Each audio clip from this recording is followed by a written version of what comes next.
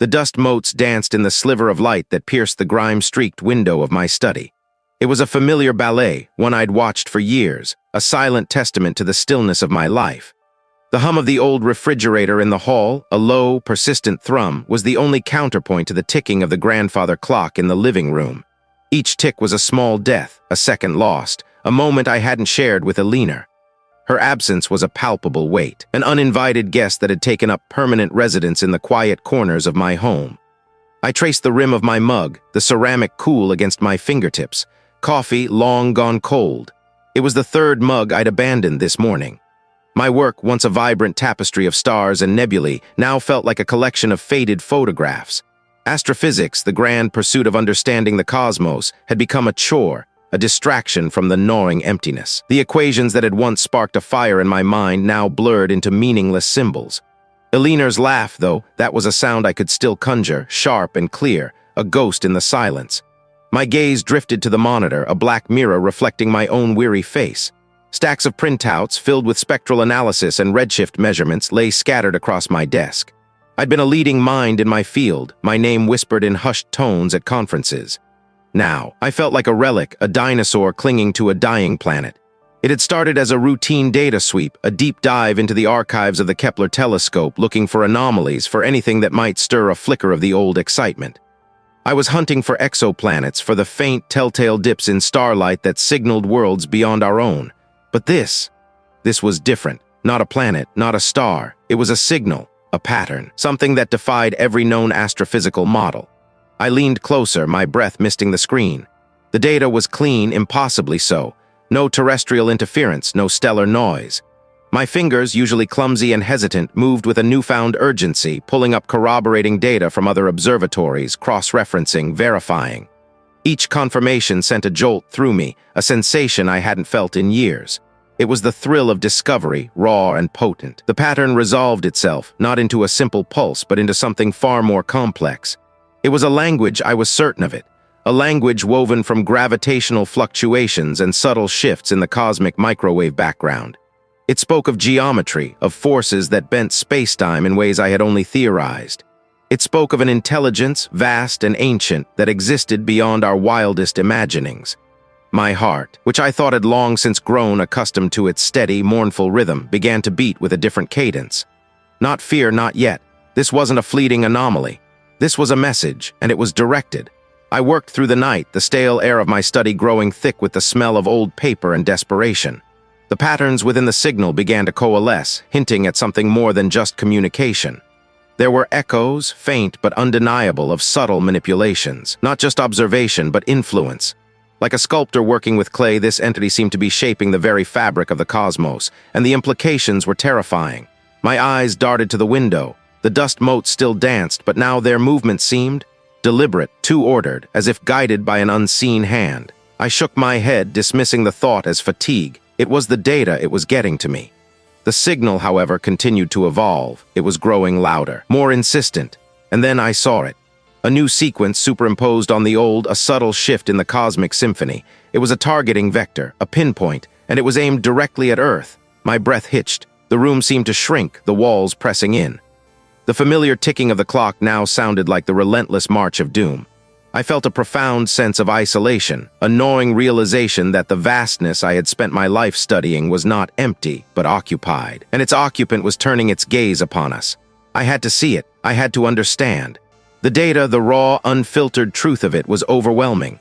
I needed a place removed from the constant reminders of my loss, a place where the weight of the world and the universe could be examined without distraction. A place where I could confront this thing. A place rumored to hold secrets etched not in stone, but in something far older. The cave system with paintings that move in torchlight. It was a long shot, a desperate gamble, but it was the only lead I had.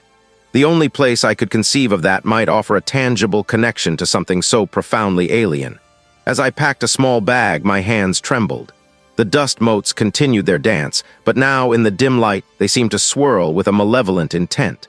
There was this feeling of being watched, just my grief manifesting. Or had the signal truly awakened something that had been dormant for eons?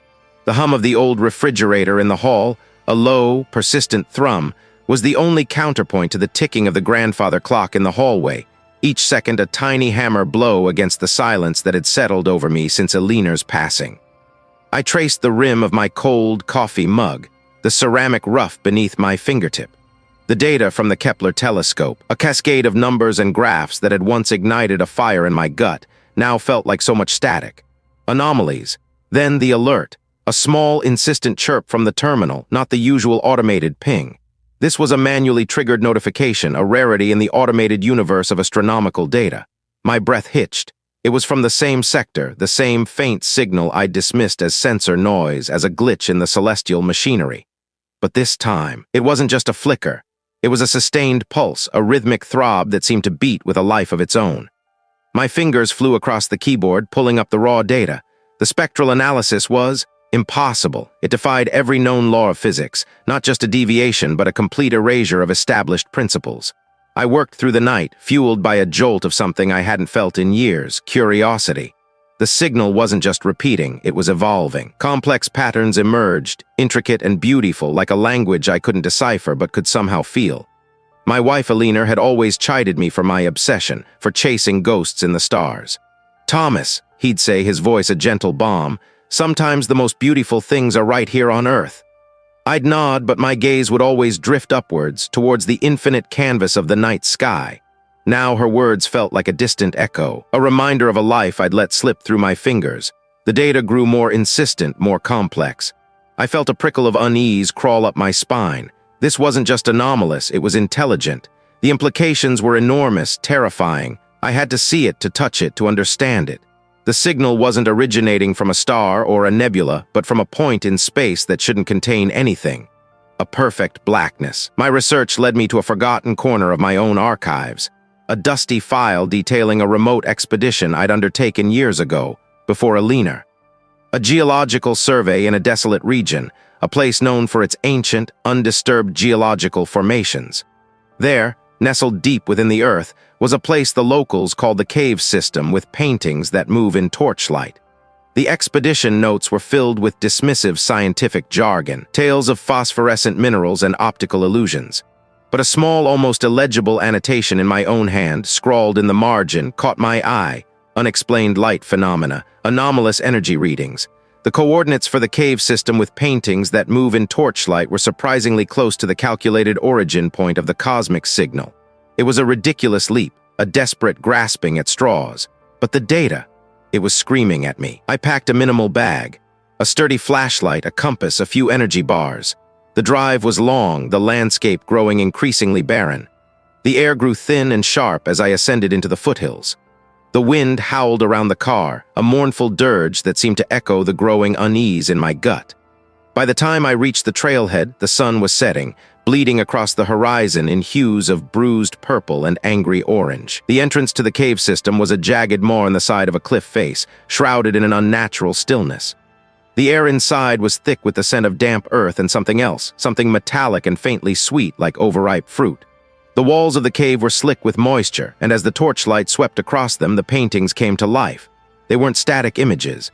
Figures writhed, abstract shapes pulsed, and lines seemed to flow and reform before my eyes. It was an illusion. Of course, the torchlight playing tricks, the uneven rock surfaces distorting the ancient pigments. Yet the movement felt too deliberate, too fluid. Deeper I went, the cave system twisting and turning like a serpent's gut. The paintings became more elaborate, more disturbing. Not of animals or human figures, but of impossible geometries, of swirling vortexes and colossal, unknowable forms. The rhythmic pulse of the cosmic signal seemed to resonate within the very rock, a low vibration that I felt in my teeth, in my bones. My flashlight beam danced across a particularly intricate mural. It depicted a vast, star-filled expanse, and at its center, a single immense eye staring out from the stone. And as my light played over it, I swore for one terrifying instant that the pupil of that eye dilated. I stumbled back, my boots skidding on loose scree. The paintings were responding to my presence. The rhythmic thrumming intensified, the vibrations now a palpable force. It was no longer a distant signal. It was here. It was all around me. What ancient power had etched these images into the stone, and why were they now stirring? The flickering light of my headlamp did little to push back the oppressive dark. The air in the cave system with paintings that move in torchlight was thick, heavy with the scent of damp earth and something else. something mineral, ancient, and profoundly still. My boots crunched on loose scree, the sound unnervingly loud in the silence. I'd driven for hours, the coordinates from the anomalous signal burned into my mind, a stark contrast to the mundane reality of gas stations and faded road signs. It felt like a dream, a fevered hallucination brought on by too many sleepless nights staring at star charts and weeping over Amelia's photograph. The paintings began appearing as I ventured deeper. At first, they were faint smudges, mere suggestions of form on the rough rock faces. Then, as my light swept across them, they coalesced. Strange, geometric patterns, spirals that seemed to writhe, and figures that were not quite animal, not quite human. They were rendered in ochre and charcoal, pigments that had endured for millennia. The descriptions had been eerily accurate. When I held my torch steady, they were static. But as I moved, as the light danced, the figures seemed to shift, to subtly reform. A serpentine line would lengthen, a cluster of dots would rearrange itself into a crude eye. It was an illusion, I told myself. Tricks of the light, the uneven surfaces, my own frayed nerves. Yet the feeling persisted. I stopped, my breath catching in my throat. My lamp beam settled on a large panel. Here the paintings were more complex, more purposeful. They depicted a vast, swirling expanse, not unlike the nebulae I'd spent my career observing, but with an unsettling order to its chaos. Within this cosmic ballet there were recurring motifs, sharp, angular shapes that hinted at immense structures and a central vortex, a point of impossible density that seemed to draw the eye. This was it. This was the echo. The raw data from the cosmic anomaly had shown a point of origin, a nexus of unimaginable energy. And here, etched into stone by hands long turned to dust, was a representation of that same cosmic architecture. It wasn't just a coincidence. It couldn't be. I traced a pattern on the wall with a gloved finger. The rock felt cool, strangely smooth under the rough texture. This wasn't just art. This was a map, a diagram, a message. The anomaly I'd detected wasn't a natural phenomenon. It was a deliberate signal, a broadcast from something ancient, something that understood the very fabric of the universe. And the artists of this cave, whoever they were, had somehow perceived it, had tried to translate it into a language we could, perhaps, eventually decipher. I moved further into the cave, my senses on high alert. The paintings continued, each one a piece of a larger, terrifying puzzle. One depicted a great eye, vast and unblinking, observing a fragile, swirling sphere Earth. Another showed the angular structures from the cosmic depiction descending, like colossal needles piercing the veil of reality. This was beyond anything I had ever conceived, not just distant stars and blind forces, but an active intelligence. A consciousness that spanned unimaginable distances and eons. And it had noticed us, or more terrifyingly, it had noticed me. My lamp beam caught a new set of paintings near the back of a wider chamber. These were different, cruder, more frantic. They showed the angular shapes not just descending, but consuming, swallowing the swirling sphere, and amidst the chaos, a single desperate figure reaching out. It was me. I felt it with a sickening certainty. The data, the signal, the paintings, they were all converging. I was not just an observer of this anomaly, I was becoming a part of it. A sound, a faint scraping like stone on stone from deeper within the cavern. My breath hitched.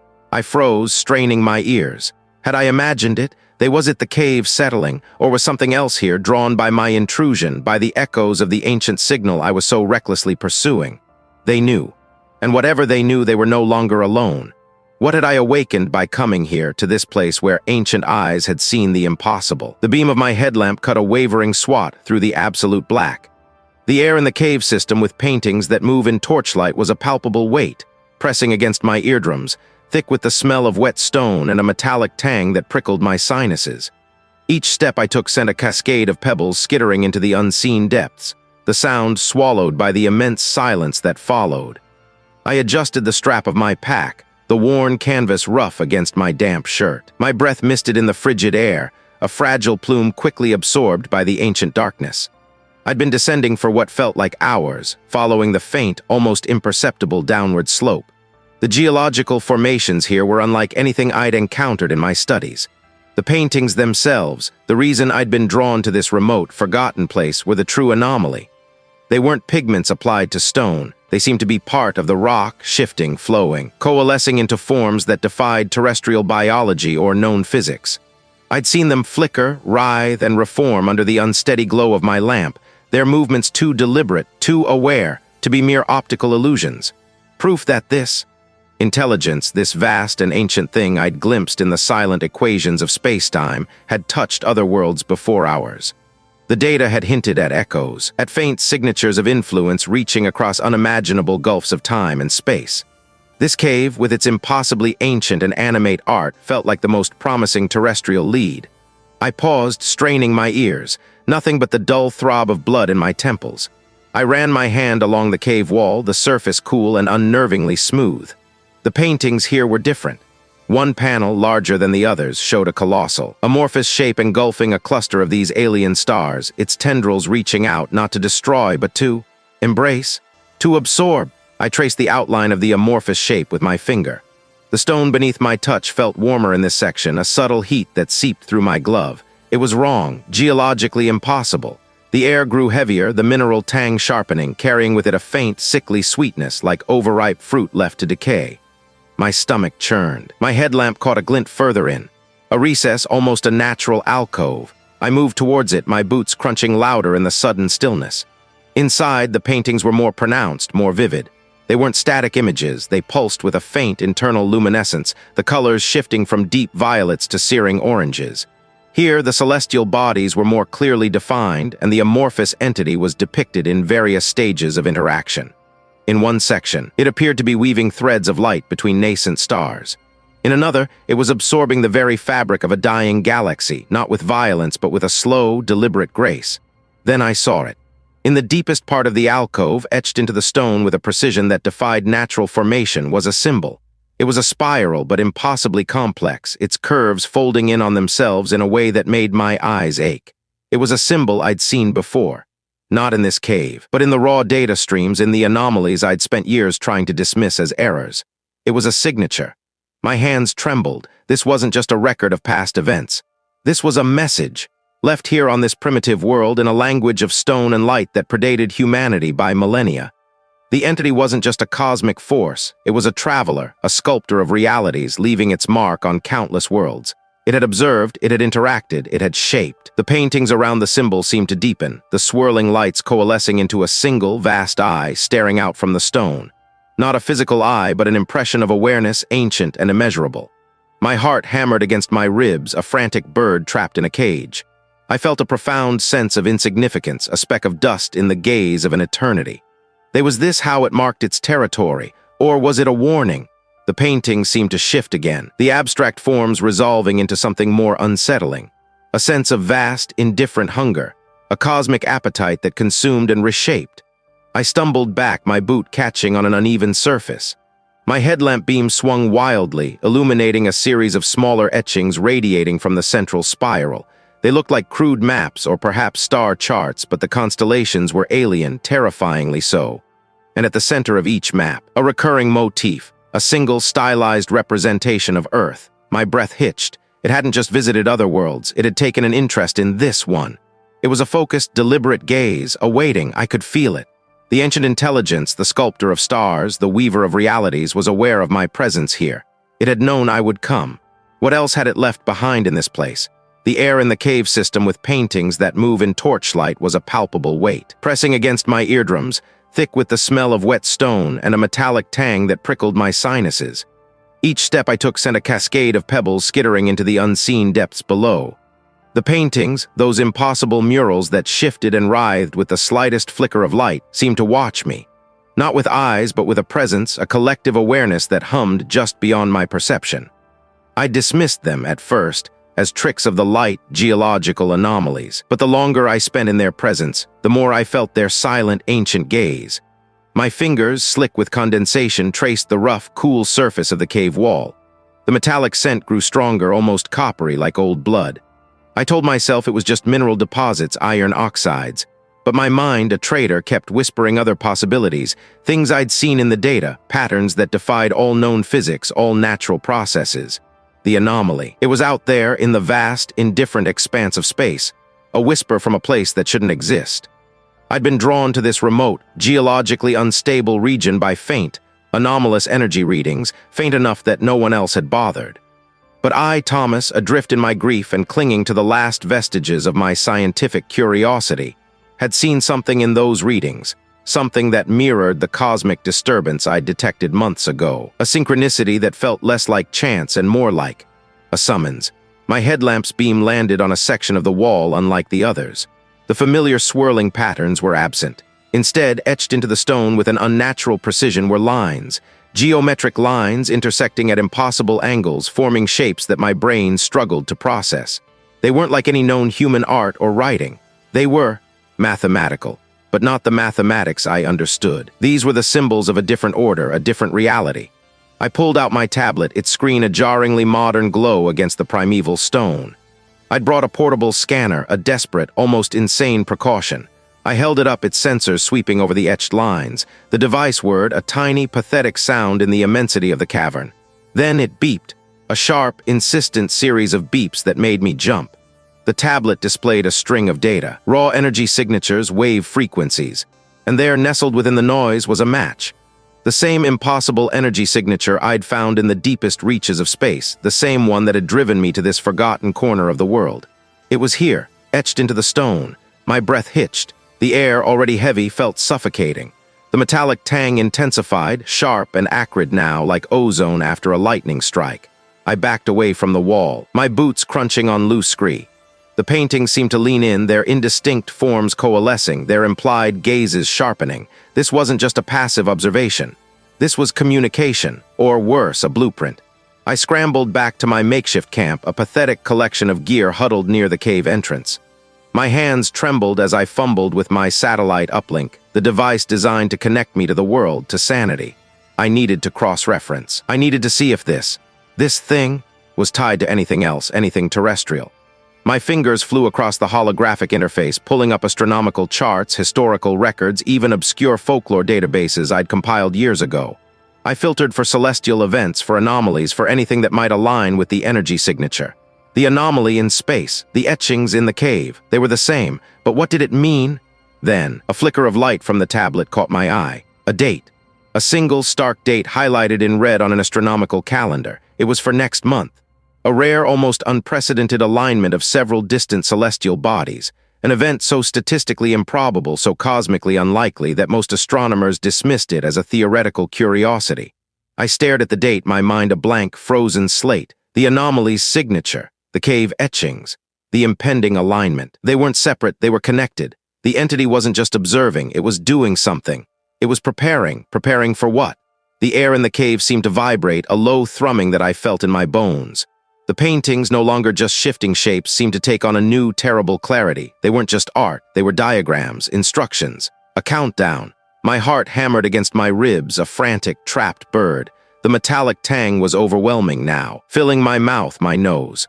I felt a dizzying sense of vertigo, as if the very ground beneath me was tilting. The entity had found me, or perhaps it had led me here, to this place, to this knowledge. The alignment, it wasn't a natural phenomenon, it was a trigger, a key. And the entity, the vast, ancient intelligence, was about to unlock something. Something that would change everything. But what was it waiting for, and why had it left its mark here in this forgotten cave? For me to find? Each step I took sent a cascade of tiny pebbles skittering into the unseen depths below, the sound swallowed by the immense silence. My headlamp beam, a frantic dancing thing, snagged on the walls, illuminating fleeting glimpses of the frescoes. They writhed, or seemed to. Not with any inherent animation, but with the play of light and shadow, the tricks of a tired mind. Still, the impressions were there. Vast, swirling patterns that hinted at celestial bodies, not as I knew them, but as living, breathing entities. Shapes that pulsed with an alien rhythm just beyond the edge of my rational grasp. I'd spent 3 days down here, the outside world a distant hum I'd deliberately muted. The data I'd found, the anomalies in the cosmic background radiation, they weren't just noise. They were a language. A deliberate, structured message woven into the very fabric of existence. And the source of that message, it wasn't a star, a galaxy. It was aware. It was ancient and it was vast, and the patterns on these cave walls, they were an echo, a primitive, earthbound interpretation of the same cosmic syntax. They were speaking of the same thing, the same thing. My fingers, raw from clawing at loose scree, fumbled with the sat phone. The signal was weak, a pathetic whisper in this subterranean tomb. I needed to reach someone, anyone. A colleague, a former mentor, even a journalist. Someone who would listen. Someone who wouldn't dismiss me as the grieving widower, the astrophysicist who'd finally cracked under the strain. I tried again and again. Each failed attempt, a tiny shard of ice in my gut. Finally, a connection. A tinny voice laced with impatience. "Thomas, is that I? Where are I? I've been unreachable." It was the director, my former supervisor, a man whose belief in empirical evidence was as solid as bedrock. "Director," I began, my voice raspy, unused. "I've found something monumental, the data. It's not what we thought, it's communication from an intelligence." Then a sigh. "Thomas, we've discussed this. Your grief, it's understandable, but you need to come back. You're in some remote location, aren't you? Abandoned mine, some forgotten research outpost." "No, Director, I'm in a cave in the Andes, and it's not just grief. The patterns, the cosmic signatures, they're linked. They're a warning, or worse, a prelude." I tried to keep my voice steady to inject some semblance of scientific detachment. "The universe isn't empty, Director. It's inhabited, and the inhabitants are not benign." "Thomas," his voice was softer now, a practiced tone of commiseration. "These caves, they're known for their hallucinogenic fungi, aren't they? Ancient rituals, perhaps you've ingested something." My breath hitched. "No, this is real, the math, the frequencies. They align with the fractal geometries in these paintings. This entity, it's not just out there, it's influencing things. It's been here in some form for millennia, and now it's focused on us." The metallic tang in the air seemed to intensify, a phantom scent of ozone and decay. "Thomas, you're not making sense. You sound unwell. I'm sending a team to retrieve you. They'll take you to a place where you can rest and recover, where we can get you the help you need." A place. He meant that kind of place. The sterile, unfeeling kind where truths were medicated into oblivion. "I think I need help. I found the greatest discovery in human history, and I want to lock me away." My voice cracked. "The paintings, Director, they move, they're not static. They shift with the light, mirroring the cosmic patterns, their ancient warnings." "Thomas, please, calm down. We'll talk when I read back." The line went dead. They didn't believe me. They never would. I was alone, truly, terrifyingly alone. The beam of my headlamp swept across a section of the wall. A new pattern seemed to emerge when I hadn't noticed before. A series of interlocking circles radiating outwards, and at the center, a single, impossibly complex eye. It seemed to stare back at me. Was it my imagination, or did the iris, painted in a pigment I couldn't identify, just dilate? How could I make them understand before it was too late? The sat phone slipped from my numb fingers, clattering against the damp stone floor. The echo was swallowed by the immense silence of the cave system with paintings that move in torchlight. Alone. The word settled in my gut, a cold, heavy stone. They wouldn't come. Not now, not ever. My colleagues, my superiors, they saw only a man fractured by grief, chasing ghosts in the static. They couldn't see the truth etched in the swirling nebulae, in the impossible geometries of the data. They couldn't feel the hum. The hum. It had started subtly, a low thrum beneath the usual ambient noise of the universe. I dismissed it at first, a phantom limb of my own anxiety. But it grew, a resonant frequency that vibrated not just through my ears, but through my bones, through the very air I breathed. It was the breath of the entity. I knew it now, something else. Something that was beginning to bleed into our reality. The paintings. They were more than just ancient art. The ochre and charcoal figures writhed, shifted. A herd of bison seemed to gallop, their painted hooves striking the stone in silent thunder. A serpentine form coiled and uncoiled, its obsidian eye glinting with an alien sentience. I'd seen it before, of course, but tonight they were different. Their movement was not a trick of the light, not a product of my weary eyes. It was a direct reflection of the increasing pressure outside, a visual manifestation of the cosmic dissonance. The air grew thick, heavy, tasting of ozone and something acrid, like burnt sugar and despair. My skin prickled, 1,000 tiny needles pushing from within. I stumbled back, my boots skidding on a patch of slick, mossy rock. The torch beam swung wildly, catching a new detail in the murals. Figures, humanoid but impossibly elongated, with limbs that bent at unnatural angles. They were depicted reaching, not towards the sky, but into something. A vast, swirling vortex of impossible colors, shades that no terrestrial eye was meant to perceive. It was the same pattern I'd seen in the deepest spectral analysis of the anomaly, the same impossible symmetry that had driven me to this isolated place. The hum intensified, a physical pressure now, pushing against my eardrums, making my teeth ache. The paintings on the far wall began to ripple, the figures blurring, melting into one another like wet ink. The serpentine creature detached itself from the rock, its painted scales seeming to shimmer with an inner light, its head turning slowly, deliberately towards me. Its obsidian eye fixed on mine, and for a terrifying moment I felt an immense, crushing awareness descend. An intelligence so vast, so ancient, it dwarfed the concept of thought. It was not looking at me, but through me, assessing, cataloging, and finding. Wanting. A tremor shook the cave. Dust rained from the ceiling, tasting of millennia.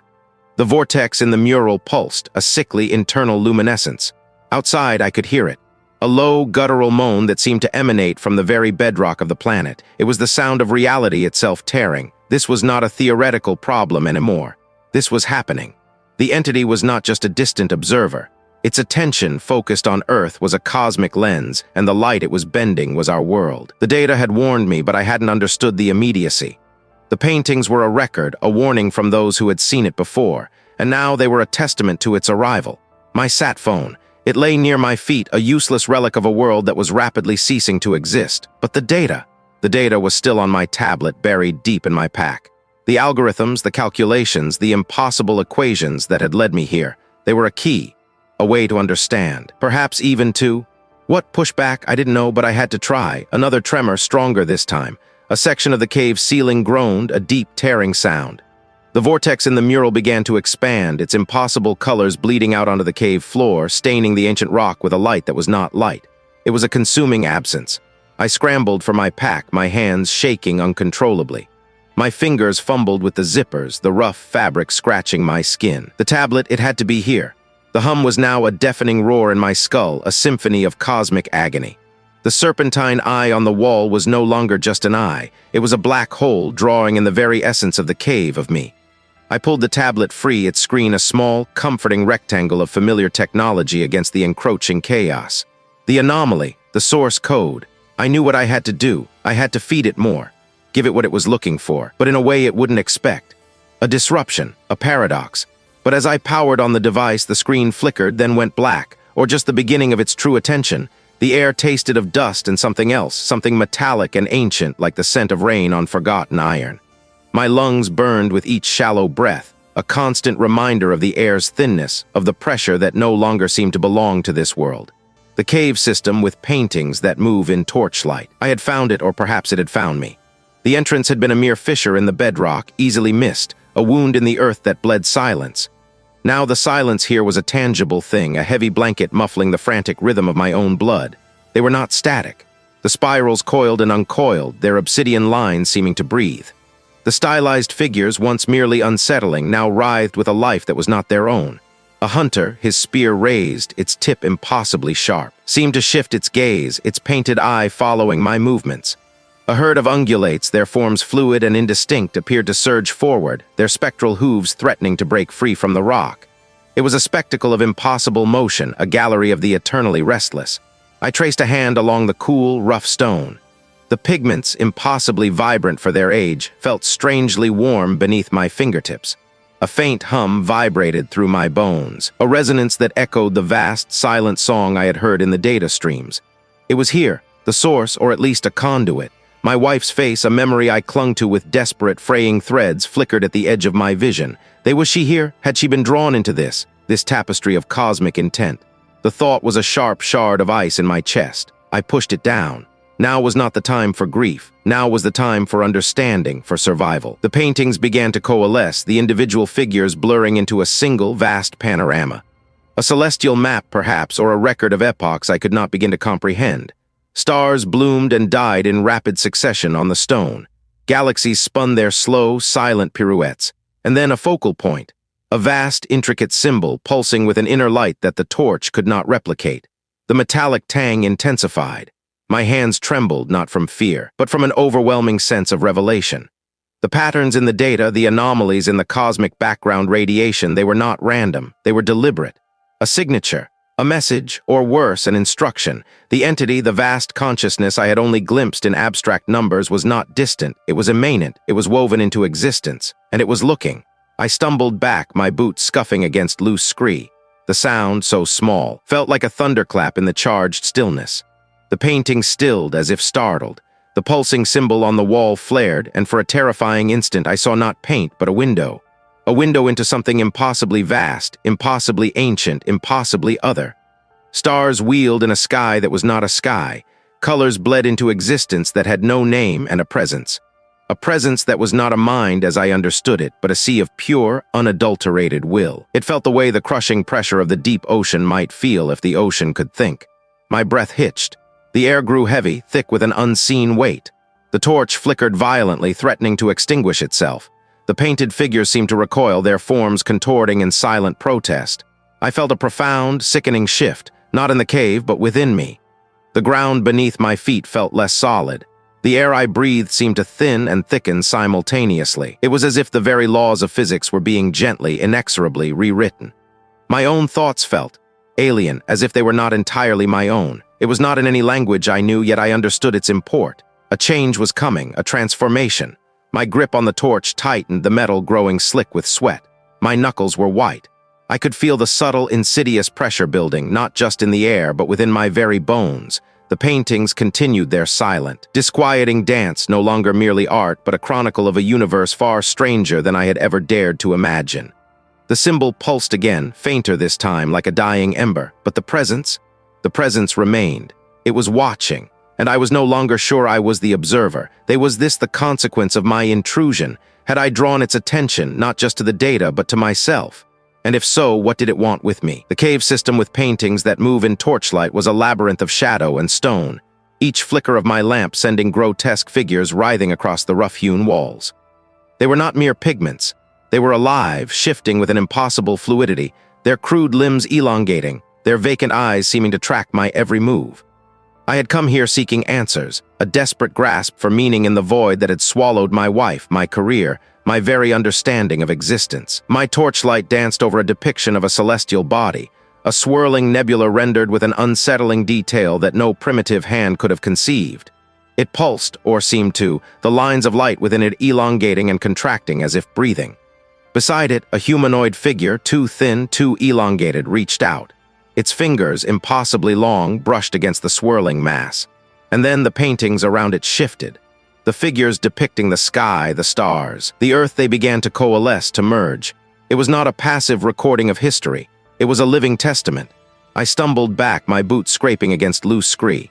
My heart hammered a frantic rhythm against my ribs, a biological drumbeat of pure, unadulterated fear. This was not a discovery, it was an indictment. The entity I had detected in the cosmic static, the intelligence that had reshaped galaxies with a thought, was not an abstract concept. It was here. It had always been here. And these paintings, these moving images etched into the rock, were its fingerprints. My gaze snapped to a particular section of the cave wall. Here the figures were more defined, more disturbing. They depicted a world consumed, not by fire, not by ice, but by a slow, creeping unraveling. Threads of light like the tendrils of a cosmic vine snaked across the painted landscape, dissolving mountains, erasing rivers, and finally reaching for the small, huddled figures that represented humanity. They did not struggle. They simply ceased to be, their forms shimmering and then vanishing, leaving behind only the empty canvas of the rock. The entity was not malicious, not in any way a human mind could comprehend. It was simply consuming. It was a universal process, a cosmic digestion, and Earth, with its vibrant, chaotic life, was a succulent morsel. The anomalous data I had found was not a message, but a symptom of its approach. My fascination, my pursuit, had been nothing more than a moth drawn to a cosmic flame, a tiny speck of consciousness that had, for a fleeting moment, perceived the immensity of the furnace. I raised my torch higher, my hand trembling. The painting seemed to surge forward, the figures now a chaotic ballet of dissolution and transformation. The metallic tang in the air grew stronger, sharper, like ozone after a lightning strike. I felt a pressure, not on my eardrums, but on my very being, as if the air itself was thinning, not from altitude, but from existence. The boundaries of reality felt porous, fragile. My wife's face, a memory I had clung to like a lifeline, flickered at the edge of my vision, her smile distorted, her features beginning to blur, as if the very fabric of my memory was succumbing to the encroaching emptiness. I turned, desperate to flee, to escape this tomb of encroaching oblivion. But the passage behind me had changed. The figures on the walls were no longer merely moving. They were actively reaching, their painted limbs extending, their crude forms stretching, no longer confined to the two-dimensional surface. They were detaching themselves, becoming three-dimensional apparitions of stone and pigment, their vacant eyes now fixed upon me. My breath hitched. My legs refused to move, rooted to the damp, cold floor. The metallic scent was overpowering now, filling my mouth, my nostrils, my very soul. The pressure intensified, a silent scream building within my skull. The paintings were coalescing, the individual figures merging into a single, colossal form that filled the cavern, its features indistinct, its presence an unbearable weight. It was the entity or a manifestation of its will here in this ancient place, and I was caught in its gaze. I looked at my hands, at the rough skin, the calloused knuckles. They felt alien, ephemeral. The world I knew, the solid, predictable universe of physics and stars, was a fleeting illusion, a temporary arrangement of matter that the great intelligence was now reordering. The vibrant life of Earth, the laughter of children, the quiet intimacy of shared grief, the very concept of love all were merely temporary patterns, soon to be smoothed away, assimilated into the infinite, silent hum of its existence. The moving paintings had become a single, vast tapestry of cosmic dissolution, and I was a single, insignificant thread within it. The pressure was no longer a sensation, but the crushing reality of my own insignificance. I was not a discoverer, I was a specimen, and the observation was about to end. What would it do with me now?